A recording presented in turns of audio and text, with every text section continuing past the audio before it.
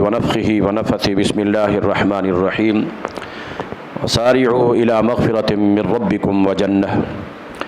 اللہ تعالیٰ کا بہت بڑا فضل ہے، کرم ہے، انعام اور احسان ہے۔ اس نے ہماری زندگی میں ایک بار پھر ہمیں اپنی رحمتوں، برکتوں اور بخششوں کا یہ مہینہ رمضان مبارک کا عطا کیا۔ اللہ تعالیٰ سے دعا ہے کہ اللہ ہمیں اس مہینے کی قدر کرنے کی توفیق عطا فرمائے۔ یہ اللہ تعالیٰ کا بہت بڑا انعام اور احسان ہے۔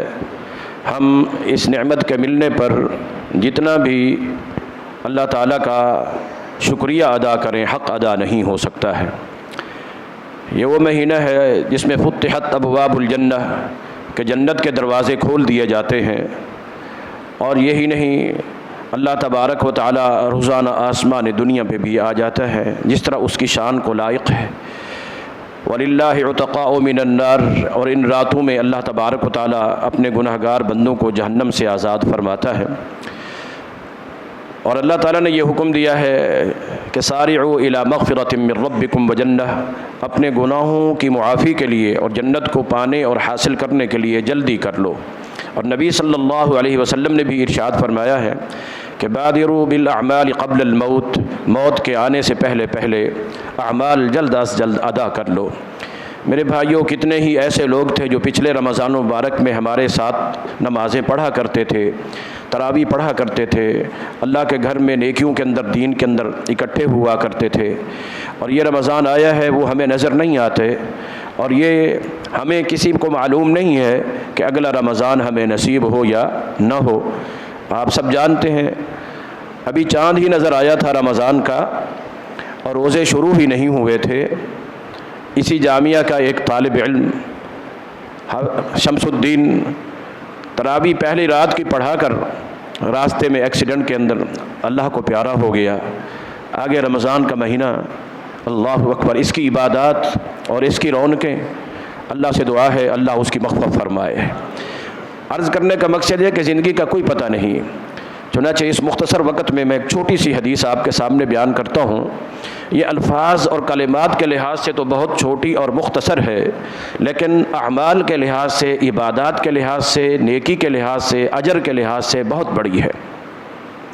ابو مالک اشعری رضی اللہ تعالیٰ عنہ بیان کرتے ہیں کہ نبی صلی اللہ علیہ وسلم کی محفل میں، مجلس میں تشریف فرما تھے، تو نبی صلی اللہ علیہ وسلم نے ارشاد فرمایا کہ ان فی الجنۃ لغرفا، جنت میں کچھ ایسے بالا خانے ہیں، بہترین قسم کے عمدہ بالا خانے ہیں، جو من در اجوف، ایک روایت میں فرمایا جو موتیوں کے بنائے گئے ہیں، موتیوں کو گھڑ کر، موتیوں کو جڑ کر بنائے گئے ہیں، اور ایسے خوبصورت ہیں کہ یرا باطنها من ظاہرها وظاہرها من باطنها، کہ ایسے خوبصورت جنت کے وہ محل اور بالا خانے کہ اگر باہر سے دیکھو گے اندر کی خوبصورتی نظر آئے گی، اور اندر سے بھی باہر کی، کیونکہ وہ بنے ہوئے کس کے؟ موتیوں کے ہیں۔ اللہ اکبر، دعا کریں اللہ ہم سب کو نصیب فرما دے۔ یہ بیان فرمایا نبی صلی اللہ علیہ وسلم نے اس انداز میں منظر کشی کی کو ابو مالک بیان کرتے ہیں کہ ابو موسیٰ اشعری رضی اللہ تعالیٰ نے نبی صلی اللہ علیہ وسلم سے پوچھ لیا لمن ھذا یا رسول اللہ، یہ کن لوگوں کو اللہ عطا کرے گا؟ یہ بالا خانے، یہ جنت کے محل کن لوگوں کو ملیں گے؟ تو نبی صلی اللہ علیہ وسلم نے فرمایا لمن الان الکلام واطعم الطعام وطابع الصیام وصلى باللیل والناس نیام، کہ جس شخص کی زبان میٹھی اور نرم ہے، جو ضرورت مندوں کو کھانا کھلاتا ہے، پے در پے مسلسل روزے رکھتا ہے، اور رات کو جاگ کر قیام کرتا ہے، تو یہ اللہ تعالیٰ نے یہ محل، یہ مکان ان کے لیے بنائے ہیں۔ میرے بھائیوں، اللہ رب العالمین نے ہمیں قرآن میں بار بار یہ حکم دیا قولوا قولا سدیدا، سیدھی سچی کھری بات کیا کرو، قولوا قولا حسنا، کہ حسن اور اچھی بات کیا کرو۔ ایک جگہ پر فرمایا قولا بلیغا، کہ ایسی بات جس کا کوئی مقصد ہو، بے مقصد اور فضول ایسی باتیں نہ کیا کرو۔ اور پھر مومن کے لیے نبی صلی اللہ علیہ وسلم نے یہ فرمایا ہے کہ لا یکون فحاشن ولا لعانا، مومن جو ہے وہ کسی کو لعنتیں، ملامتیں، گالیاں گلوچ کرنے والا نہیں ہوتا، اور فحش گو بھی نہیں ہوتا، بد زبان بھی نہیں ہوتا، ولا کذوب، اور جھوٹا بھی نہیں ہوتا ہے۔ مومن سچا ہوتا ہے، اس کی زبان سچی ہوتی ہے، اور اس کی زبان الان الکلام، اور ایک روایت میں لفظ آتے ہیں اطاب الکلام، کہ جس کی کلام طیب ہے، پاکیزہ ہے، اس میں گناہ کی بات نہیں ہے، نیکی کی طیب، پاکیزہ، عمدہ، بہترین بات، اور وہ بھی اخلاق سے، نرمی سے، پیار سے، محبت سے۔ دیکھیے نا میرے بھائیو، قرآن کریم میں اللہ رب العالمین نے فرمایا وَلَوْ كُنْتَ فَظًّا غَلِيظَ الْقَلْبِ لَانفَضُّوا مِنْ حَوْلِكَ، اے محمد صلی اللہ علیہ وسلم، اگر آپ سخت زبان ہوتے، مزاج کے سخت ہوتے، بولنے میں کرخت ہوتے، لب و لہجہ آپ کا سخت ہوتا، تو یہ جتنے بھی آپ کے پاس صحابہ یہ دیوانے اور پروانے بن کے آئے ہیں نا، ان میں سے ایک بھی آپ کے قریب نہ ہوتا۔ فَبِمَا رَحْمَةٍ مِّنَ اللَّهِ لِنْتَ لَهُمْ، یہ اللہ کی رحمت ہے، آپ نرم خو ہیں، نرم مزاج ہیں، نرم زبان ہے، اچھی کلام ہے، بہترین گفتگو ہے۔ جب انسان اپنی زبان کو، گفتگو کو اچھا رکھتا ہے، بہترین رکھتا ہے، پاکیزہ رکھتا ہے، اچھے اچھے کلمات اس کی زبان سے نکلتے ہیں۔ مثل کلمۃ طیبۃ کشجرۃ طیبۃ اصلها ثابت وفرعها فی السماء، تو زبان کی درستگی، زبان کی پاکیزگی، ہر قسم کے فحش سے، غلط سے پاک انسان جب اپنی زبان کو رکھتا ہے، اللہ کے ذکر میں، قرآن کی تلاوت میں، امر بالمعروف میں، نہی عن المنکر میں، قرآن کی تعلیم میں، تعلم میں، درس اور تدریس میں، انسانوں کے ساتھ نصیحت لکل مسلم، ہمدردی اور خیر خواہی مد نظر رکھتا ہے، اور اخلاق سے، پیار سے، نرمی سے۔ آپ جانتے ہیں قیامت کے دن سب اعمال جو ہم یہ ادا کر رہے ہیں ان کو تولا جائے گا۔ ان کو کیا کیا جائے گا؟ بولے، تولا جائے گا۔ ترازو اللہ تعالیٰ قائم کرے گا، اس میں تولا جائے گا۔ اللہ اکبر۔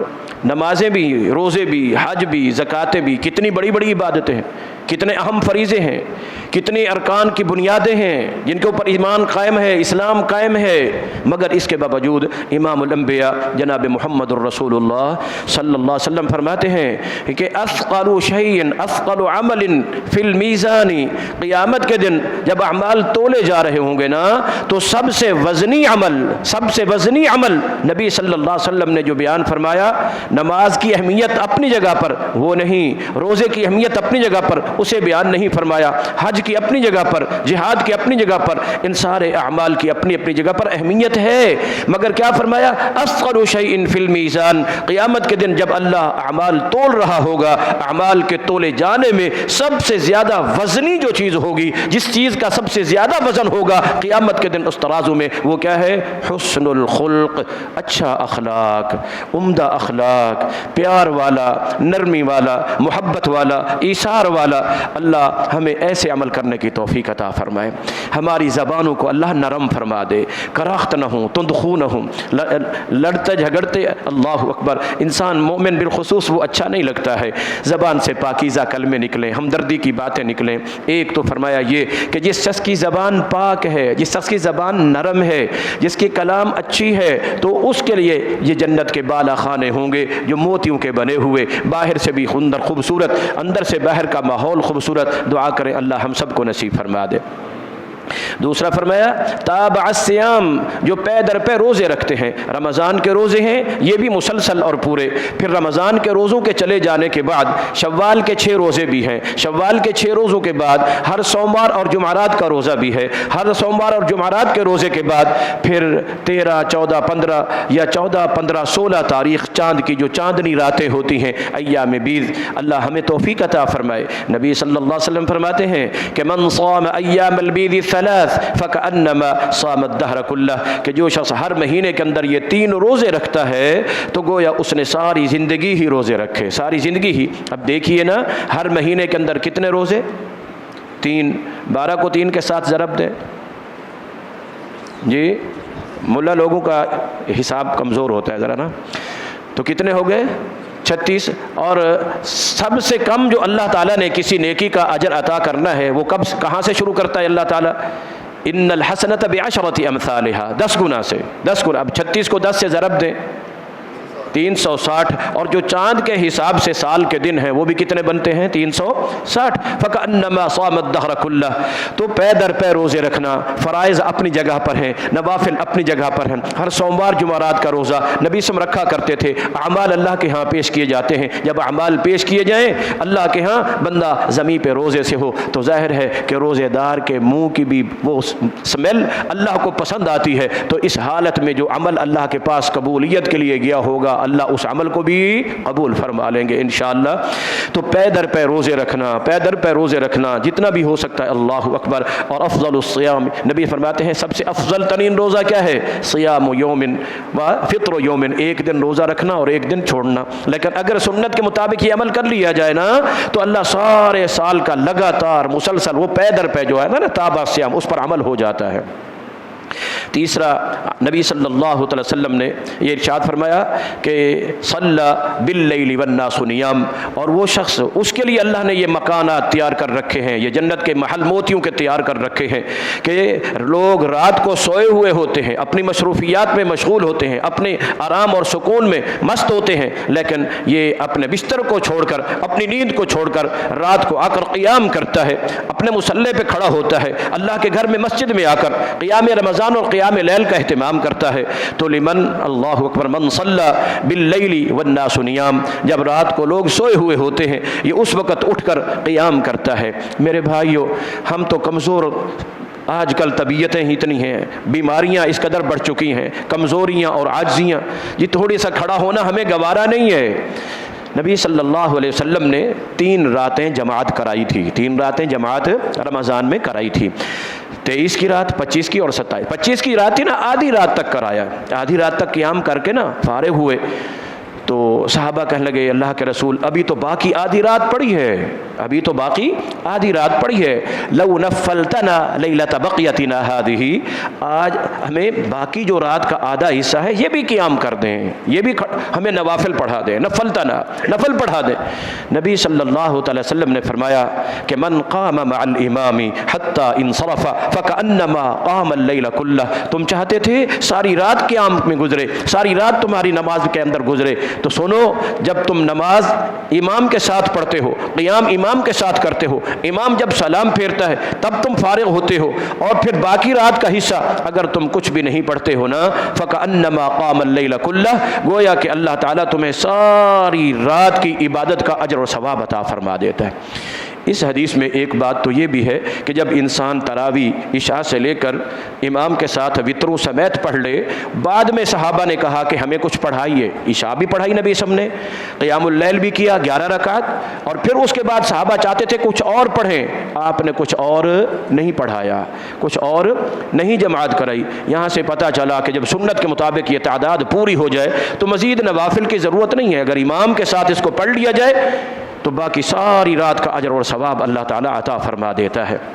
اور رمضان کا قیام، من قام رمضان ایمانا واحتسابا غفر له ما تقدم من ذنبه، تو یہ عمل کرنے والے خوش نصیب، خوش قسمت، اللہ ہمیں ان میں شامل فرما دے، اور ان محلات کو بھی ہمارے مقدر میں فرما دے، ہمارے ماں باپ کے بھی، والدین کے، آل اولاد کے، بیوی بچوں کو بھی، دوست اور احباب کو بھی اللہ وہ محل نصیب فرما دے اور ایسے عمل کرنے کی توفیق عطا فرمائے. چوتھا اور آخری فرمایا لمن اطعم الطعام، جو ضرورت مندوں کو، بھوکوں کو کھانا کھلاتے ہیں. اللہ اکبر. اور میرے بھائیو، یہ اللہ تبارک و تعالیٰ نے یطعمون الطعام علی حبہ مسکینا و یتیما و اسیرا، آپ بھی بھوکے ہوتے ہیں، خود کو بھی طلب ہوتی ہے، خود کی بھی ضرورت ہوتی ہے، خود کی بھی حاجت ہوتی ہے. یاد ہے نا وہ واقعہ صحابی کا، اپنا بچوں کا کھانا تھا، خود بھی نہیں کھایا، بچوں کو بھی نہیں کھلایا، بیوی نے بھی نہیں کھایا، وہ اللہ کے مہمان کو کھلا دیا، اللہ کے مہمان کو کھلا دیا. اللہ نے قرآن کریم سے آیتیں نازل فرما دی، وَيُؤْثِرُونَ عَلَىٰ أَنفُسِهِمْ وَلَوْ كَانَ بِهِمْ خَصَاصَةٌ. اور میرے بھائیو، نبی صلی اللہ علیہ وسلم جب پہل تشریف لائے تھے نا مدینہ منورہ میں، تو عبداللہ بن سلام جو اس وقت تک ابھی مسلمان نہیں ہوئے تھے، یہودیوں کے عالم تھے، انہوں نے کہا میں دیکھوں تو صحیح نا. وہ آئے تو نبی صلی اللہ علیہ وسلم کھجوروں کے ایک جھنڈ میں صحابہ کے ساتھ بیٹھے ہوئے تھے، وہ دور سے آ رہے ہیں تو نبی صلی اللہ علیہ وسلم کی آواز آ رہی ہے. نبی صلی اللہ علیہ وسلم کی بات سنی، سب سے پہلی حدیث سنی رسول اللہ صلی اللہ علیہ وسلم کی، اور یہ وہ بیان کر رہے ہیں جب ابھی وہ یہودی تھے مگر مسلمان ہونے کے بعد وہ بات ان کو یاد ہے، وہ حدیث ان کو یاد ہے، اس حدیث کو بیان کر رہے ہیں. ہیں کہ رسول اللہ صلی اللہ علیہ وسلم نے فرمایا تھا افشوا السلام، سلام کو کیا کرو؟ عام کرو. واطعموا الطعام، بھوکوں کو، ضرورت مندوں کو، حاجت مندوں کو کھانا کھلایا کرو. وصلوا باللیل والناس نیام، اور رات کو اس وقت اٹھ کر نماز پڑھا کرو جب سارے لوگ سوئے ہوئے ہوں. نتیجہ کیا نکلے گا؟ تدخلوا جنت ربکم بسلام، تم اللہ تعالیٰ کی جنت میں سلام کے ساتھ، سلامتی کے ساتھ. سلامتی کا معنی بغیر حساب اور کتاب کے، اللہ اکبر، بغیر پوچھ گچھ کیے، بغیر کوئی جرح قدح کیے، کیا کیا کیا نہیں کیا، نہیں، بس آتے ہی جنت کے دروازے کھول دیے جائیں گے اور ملائکہ کہیں گے سلام علیکم طبتم فادخلوها خالدین، آؤ اس جنت میں خوشی خوشی داخل ہو جاؤ ہمیشہ ہمیشہ کے لیے. دعا کیجئے ہم بھی جب اللہ کے دربار میں پہنچے، اللہ کے ملائکہ اور فرشتے اللہ کی طرف سے یہی پیغام دے رہے ہوں قیامت کے دن میدان محشر میں، اور جب اس دنیا کی زندگی سے جانے لگیں، موت کے وقت اللہ سکرات سے بھی محفوظ فرمائے، موت کی تنگیوں سے بھی محفوظ فرمائے، موت کی تلخیوں سے بھی محفوظ فرمائے، اور اللہ کے فرشتے پیغام لے کر آئیں یا ایتھا النفس المطمئنہ ارجعی الی ربک راضیۃ مرضیہ. دنیا میں اللہ کے حکم کے ساتھ مطمئن زندگی بسر کر کے آنے والے، تو یہاں سے خوش ہو کے چل، تیرا رب تجھ پہ راضی ہو چکا ہے، تو بھی رب پہ راضی ہو کے چل. دعا کیجئے موت کے وقت بھی اللہ کے فرشتے یہ پیغام لے کے آئے تو جنت کے یہ اونچے بالا خانے جو موتیوں کے بنے ہوئے ہوں گے، اتنے خوبصورت اور اتنے اعلیٰ کہ یہ عمل کرنے والے لمن اطعم الطعام، جو دوسروں کو کھانا کھلاتے ہیں، مہمانوں کو کھانا کھلاتے ہیں، حاجت مندوں کو کھانا کھلاتے ہیں، ضرورت مندوں کو کھانا کھلاتے ہیں. اور بالخصوص میرے بھائیوں یہ مدارس کے، جامعات کے طلباء جنہوں نے اپنے ماں باپ چھوڑے ہوئے ہوتے ہیں، گھر بار چھوڑے ہوئے ہوتے ہیں، بیوی، بعض اوقات شادی شدہ طلباء ہوتے ہیں الحمدللہ، بیوی بچے چھوڑ کے آئے ہوئے ہوتے ہیں، ان کو بھی گھر کی ضرورت ہوتی ہے، ماں باپ کی محبت بھی چاہیے ہوتی ہے، گھر کے ماحول کا رہنا بھی اچھا، مگر مدرسے کے تنگ ماحول میں، مشکلات والے ماحول میں کبھی کھانا وقت میں ملتا ہے، کبھی نہیں ملتا، اور ٹائم ٹیبل بعض اوقات اتنا ٹائٹ ہوتا ہے، صبح سحری سے جاگتے ہیں اور رات آخر وقت آدھی رات تک سونے نہیں دیا جاتا کہ تعلیم حاصل کر لیں، پڑھ لیں قرآن کو، حدیث کو. تو اللہ اکبر، نبی ہم کھانا کھلاتے ہیں، بعض اوقات ہماری بزنس پارٹی ہوتی ہے اس میں بھی ہم کھلا دیتے ہیں، بعض اوقات کوئی سیاسی اجتماع اور اکٹھ ہوتا ہے، ماحول اور برادری کا اکٹھ ہوتا ہے، رشتہ داروں کا کھانے ہم کھلاتے ہیں، کھلائیں. اللہ تبارک و تعالیٰ توفیق عطا فرمائے. نبی تو یہاں تک فرماتے ہیں اگر تم رزق حلال اپنی بیوی کے منہ کے اندر لقمہ بھی رکھتے ہو نا، یعنی اپنے بچوں کو بھی کھلاتے ہو، اللہ اس پر بھی کیا عطا کرتا ہے؟ اجر عطا کرتا ہے. اور یہ وہ مسافر جن کے لیے نبی صلی اللہ علیہ وسلم کئی دن سے بھوکے تھے، دودھ کا ایک پیالہ آیا تو نبی صلی اللہ علیہ وسلم نے بذات خود نہیں پیا، باہر لے کر آئے، وہ صفہ کے اوپر جو 70 صحابہ تھے آ کر پہلے ان کو پلایا، بعد میں خود نبی صلی اللہ علیہ وسلم نے پیا. تو یہ وہی اصحاب صفہ کے سلسلے جاری ہیں، مساجد میں، مدارس میں، طلبہ وہی قرآن اور حدیث کی تعلیم جو نبی صلی اللہ علیہ وسلم کی ذمہ داری تھی، یعلمہم الکتاب والحکمہ، یہ انبیاء کے ورثاء اپنی ذمہ داری ادا کر رہے ہیں. اب ہم سب کا بھی حق بنتا ہے کہ ہم بھی اپنی ذمہ داریاں ادا کریں. نبی صلی اللہ علیہ وسلم تو تعلیم دیتے تھے، دوسرے صحابہ ان کے لیے کھانے پینے کی چیزیں لایا کرتے تھے. تو لمن اطعم الطعام، کھانا کھلانا، اللہ اکبر. فوقاہم اللہ شر ذلک اليوم، جنت تو ملنی ہی ملنی ہے نا، مگر اس عمل کے نتیجے میں فوقاہم اللہ شر ذلک اليوم، اللہ قرآن میں فرماتا ہے ہم قیامت کے دن کے اس سخت عذاب سے ان لوگوں کو محفوظ کر لیں گے، ان لوگوں کو محفوظ کر لیں گے جو مساکین کو، حاجت مندوں کو، ضرورت مندوں کو کھانا کھلاتے ہیں. اللہ سے دعا ہے اللہ ہم سب کو عمل کی توفیق عطا فرمائے. مجھے معلوم ہے یہ ایریا کاروباری ہے، آپ اکثر